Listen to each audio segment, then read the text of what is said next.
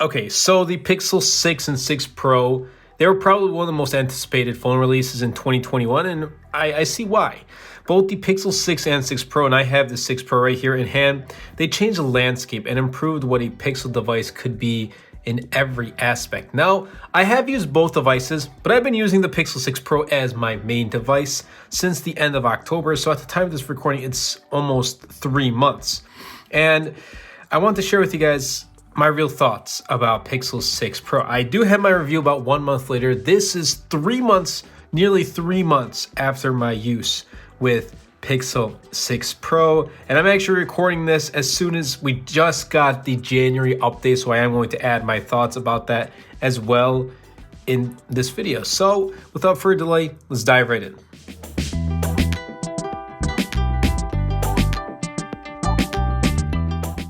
All right, so when we take a look at this design of Pixel 6 Pro, Google kind of went a full 180 with the 6 series. I mean, they don't look anything like their predecessors, but that's okay. I think it was a great approach to this design.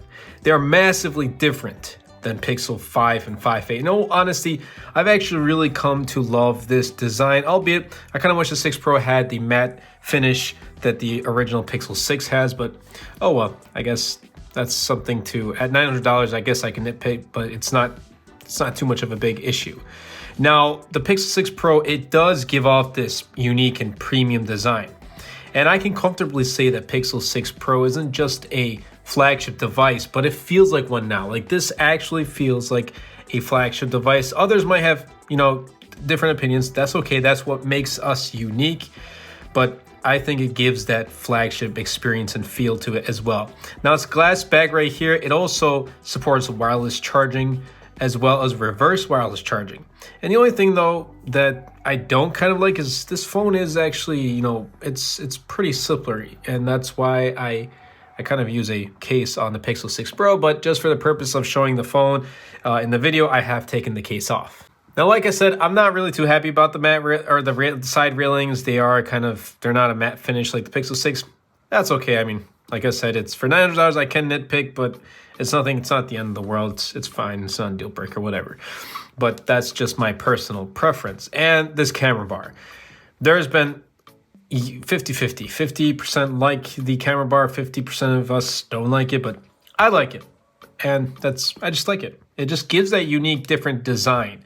And that's really all. I mean, if Google ever does come across this video, there is one thing I want to ask for, and that's to bring back the accented power button. Please bring the accented color power button. I really do miss that from previous Pixel devices. Now, since I'm frequently on my phone, I'm always looking for a good display on a phone. I think everyone should look for a good display on their phone because it's the part of the phone we use the most, we interact with the most.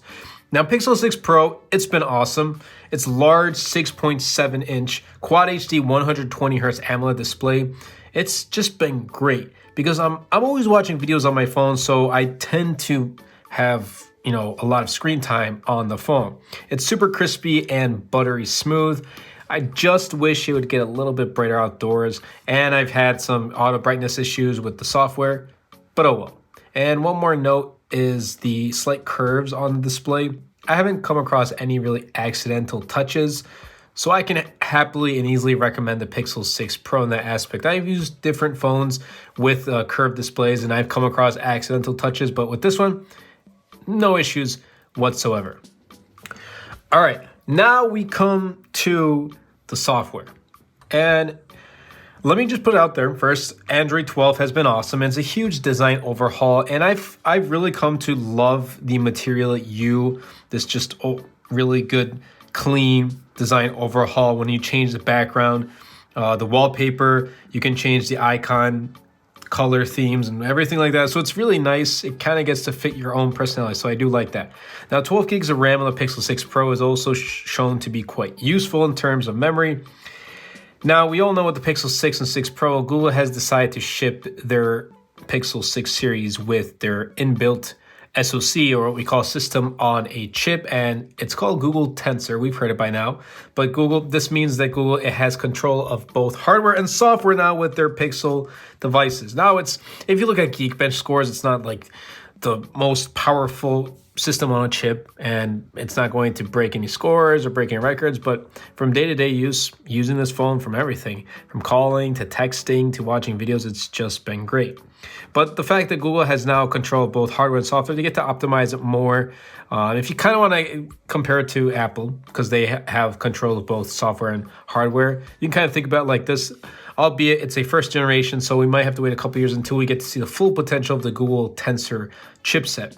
But for example, like translation on this is just insanely fast, and text-to-speech is also very speedy. Now, while software like Android 12 is a good overall Android update, I've personally run into a couple of issues with software. Now, there's been a lot of bugs and the constant crashes with apps. Sometimes the phone just freezes on me, and I don't like that. Now, up until literally like 3 hours before I was gonna sit down and record this video, I got the January update. For many people who have the 6 and 6 Pro, we all got the January update finally. Before that, my security update was on November. I didn't get the December update because there are a lot of bugs in that update anyway, and Google quickly pulled that back. So I just got the update, and there are a bunch of differences I already noticed. Now, the main one was I still have to play with this one. Auto brightness, I don't know how that's going to work out. I have to play with it just a little bit more. But before this update came, the auto brightness was just terrible. It would turn up the brightness when I don't want it to, and it wouldn't turn on when I wanted it to. Like, I'm just waiting there for the phone to turn on, and it just wouldn't turn on. So it was just a pain. Another thing is the fingerprint sensor. The fingerprint sensor was just really, really buggy. But I think, Google was able to fix that with the January update, and I'll let you take a look and see. All right, so here we go. This is with the January update. Not too bad. It's definitely much quicker than previous iterations with software updates. It's just much quicker. I think it actually worked. I don't know how well you can see this on video, but when you're using this Pixel device, it feels much more snappier. Like, I would have to wait a good 1 or 2 seconds with my thumb on the screen for it to unlock, but it's just been so much quicker. And even with my finger, with my index finger, it takes literally less than a second. It's great. So I've seen the fingerprint sensor get improved with this January update. There's definitely a bunch of other bug fixes. If you go through the entire what it improves in its January update. But that's just the main one I was focused on. I wanted to see that first. I wanted to see the fingerprint sensor improve because it was really starting to aggravate me, if I'm being totally honest with you. So we did get that solved. And we're definitely gonna hopefully see other fixes with bugs. I hope that auto brightness issue, I have yet to use it at the time of this recording, but hopefully that has been solved too. But it's great that Google has finally pushed out their update. But otherwise, software performance on this phone has just been great. It hasn't let me down at all. So performance and software is a plus overall.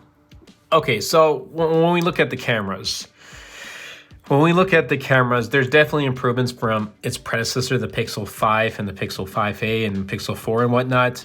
We're getting a whole new revamp of the camera layout.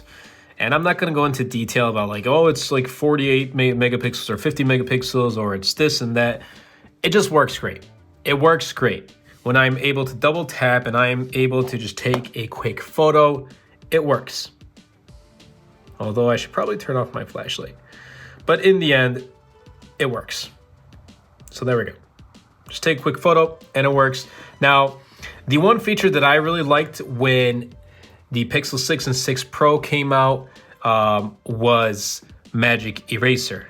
Now, Magic Eraser is pretty much, and I'll put up some samples on screen, but it takes a photo and you kind of get to erase what you don't want in the photo. And I've absolutely come to love Magic Eraser on Pixel 6. It said that it came to older Pixel devices. I have not been able to have it work on my older Pixel devices. If you have, let me know in the comments down below. but I just have not been able to get it to work. So I guess for me, I'm just stuck with it using the Magic Eraser feature on Pixel 6 Pro, but that's just one thing I really loved. And I just like taking photos with the Pixel 6 Pro anyway. Video has also been pretty good. There's been some really good updates with video. I'm not going into nitpick details and like the specs about the camera because I'm not here. That's not my thoughts. I'm just telling you guys, it's just been overall good camera. It's a camera that I can rely on. I don't need to go out with my Sony a7 Mark III, and I don't need to, rely on that to take photos. I can just, take my Pixel 6 Pro and I'm all set to go. So it's just a reliable smartphone camera. And I think the best camera you have is the one in your pocket. And if you have Pixel 6 or Pixel 6 Pro, you're off to a great start already.